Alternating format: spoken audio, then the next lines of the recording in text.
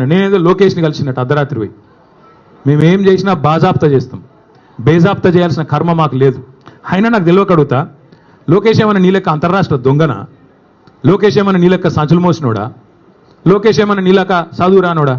కలిస్తే తప్పేందుకు? ఒకవేళ కలవలేదు, కలిస్తే తప్పేంది?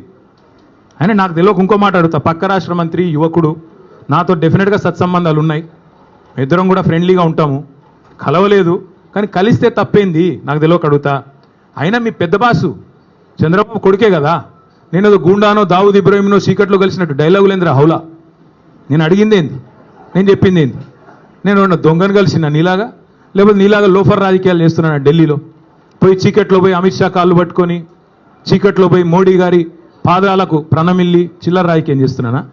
పక్క రాష్ట్ర మంత్రి యువకుడు, నాకు తమ్ముళ్ళు అంటాడు, కలిస్తే కలుస్తా, కానీ నేను కలవలేదు. దానికి ఏదో పెద్ద ఈయనేదో గొప్ప విషయం కనిపెట్టినట్టు. ఆయన నాకు తెలియక అడుగుతా, పాలన గురించి తెలుసుకోవాలంటే మమ్మల్నే కలుస్తారు బీఆర్ఎస్లను, దోపిడీ గురించి తెలుసుకోవాలంటే నిన్ను కలుస్తారు. ఆయన నన్ను కలిస్తే నీకేం నొచ్చింది?